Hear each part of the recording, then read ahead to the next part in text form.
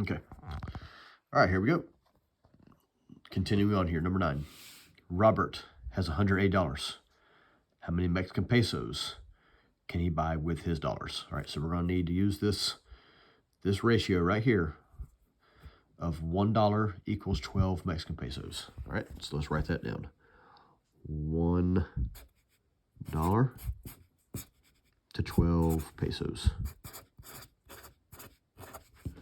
All right, again, we're going to create a proportion. Remember, two ratios that are equivalent to one another. All right, now Robert has $180. Where do you think that 180 should go? In the numerator or the denominator? Exactly. Yeah, we're going to put it right up here because, again, our units or our categories have to match. If this category in the numerator on this ratio is referring to dollars, then this one has to refer to dollars. So that's where we're going to put the 180. And then this is our missing number, our missing value. So 2 ways you can do this. You can either say, okay, 1 times what gives me 180? Well, the obvious answer there is 1 times 180 gives us 180, which means I have to multiply 12 times 180. Or you can cross multiply, where you actually end up doing the same thing. You take 12 times 180, cross multiply this way, 1 times n equals n. So we're going to get n equals, okay, now what is 12? I'm going to bring up the old calculator here. Let's see. You probably already figured it out. I'm very slow. Okay, so 12 times 180. And that gives us 2,160. So you can buy 2,160 pesos with $108. Okay, so that's number 9. Okay, number 10. Let's look at number 10. All right, now this one, you are really gonna benefit. If you're watching this video, you're gonna be at an advantage. Because this one, we've looked at so many tables, and the natural thing that we want to do is we want to take this divided by this. We would think this is y, this is x. So I'm just going to divide each one of these, and that's actually not what we're going to do right here. Okay? So think about it. Weights of different sandwiches in 2 lengths are shown in the table. Which sandwich's weight is proportional to its length? Okay, can you figure out why are we not going to divide this by this?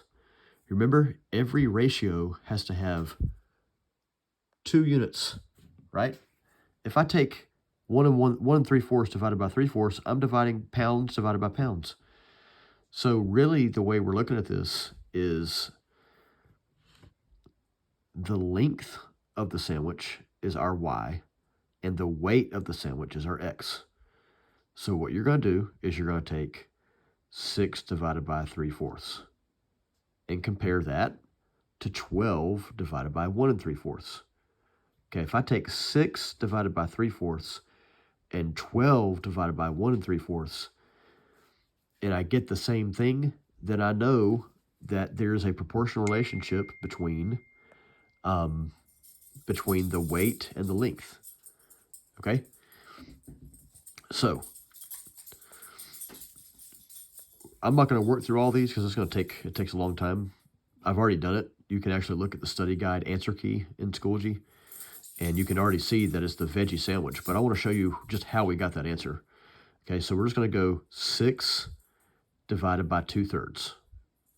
All right, so 6 over 1 divided by 2/3. Now remember, when you divide fractions, we're going to keep change flip, right? So we're going to take 6 over 1 times 3/2. That's going to give me 18 over 2, which is 9. Okay? Now let's go back over here. Now let's take 12 divided by 1 1/3. All right? So 12 over 1 divided by 1 1/3. Now 1 1/3, we're going to make that to an improper fraction, so that's 3/4/3. Okay, so that's 12 over 1 times 3 over 4. So this right here just became, or maybe that's 4 over 3. And then when we multiply by the reciprocal 4 over 3 is 3 over 4. That's going to give us 36 over 4, which is also 9.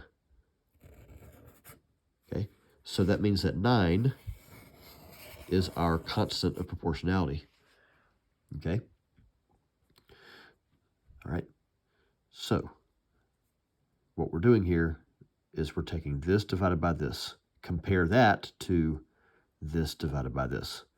If you get the same thing, then that means whichever sandwich that is the sandwich that's proportional. In other words, its length is proportional to its weight. Okay? You have a proportional increase from the 6-inch roll to the 12-inch roll. All right? Okay? All right. Number 11.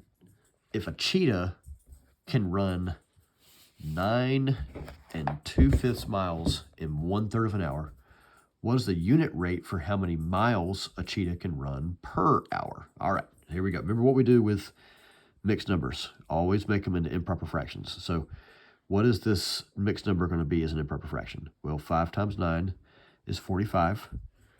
So 5 times 9 is 45, plus 2 is 47 over the original denominator. So 47 over 5. So we're going. Our first ratio is going to be 47 over 5 over 1/3. Okay, so I've got 47 over 5 over 1/3. Okay, now this is talking about miles, and this is talking about hours. 1/3 of an hour. Again, what are we setting up? We're setting up a proportion, right? So what is the unit rate for how many miles a cheetah can run per hour? So we want the unit rate in hours. All right, which remember, unit rate is always talking about one of something, okay? So 1 hour. So we want to figure out this right here. Okay, if a cheetah runs this fast in 1/3 of an hour, how fast, or runs this distance rather, he runs this distance in this amount of time, how far will he run in 1 hour? All right, well, you could put an n up here and cross multiply. You could do that. I'm going to do it a different way this time. Okay, the way we kind of did it during class is, how did we get from 1/3 to 1? We took 1/3 and we multiply by the reciprocal, 3 over 1. So 3 over 1 is the reciprocal of 1 over 3. Any fraction multiplied by its reciprocal always gives us 1. So if I multiply the bottom by 3 over 1, I'm going to multiply the top by 3 over 1. Okay? So what's 47 times 3? All right, well, let's come back over here.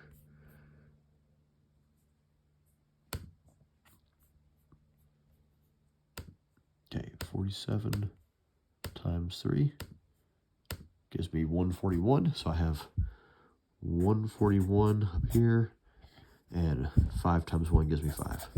So if I just take 141 divided by 5, and that'll give my answer. 141 divided by 5, 28.2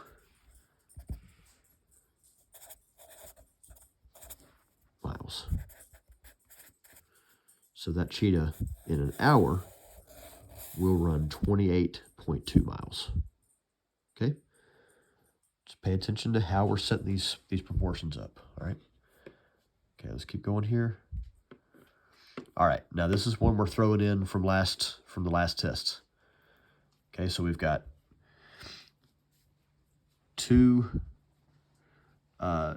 we're subtracting one binomial from another binomial. I know it's a fancy term that we didn't really use a whole lot of, but in either case, that doesn't really matter. We've got 3x minus 8 minus 7x minus 4. All right, so let's work this one out. So we've got, and this is number 12. This was number 11 up here. So number 12. 3x minus 8 minus 7x minus 4. All right, so this is what you got to remember. This is nothing. It's an accidental mark right there. Okay. All right. Do y'all remember what we actually have right here? What it's kind of invisible right now, but we know it's there. Anybody remember? We have a coefficient of 1 right here. Okay. We also have a coefficient of 1 right here.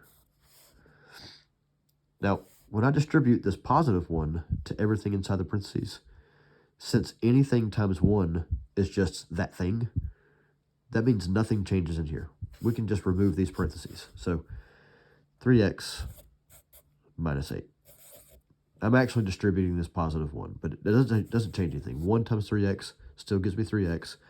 1 times negative 8 still gives me negative 8. Okay? That's a weird looking 8 right there. That's better, kind of. All right, now, over here, this is where we have a little bit of a change. So we have a coefficient of 1, but this negative sign ends up being attached to the 1 there. So this is really a negative 1. We're going to distribute this negative 1 to the positive 7x, and that's going to give us negative 7x. And then we're going to come back and distribute the negative 1 to the negative 4. Negative 1 times negative 4. Remember, a negative times a negative gives us a positive. All right, so here's our expression now. And now we need to combine like terms. So I've got a 3x and a negative 7x. Remember, always keep the sign. The sign is a part of the term. So when I combine 3x and negative 7x, I get negative 4x. And when I combine negative 8 and positive 4, negative 8 plus 4 is negative 4. And there's our final expression and our final answer. Okay? We'll continue on one more video.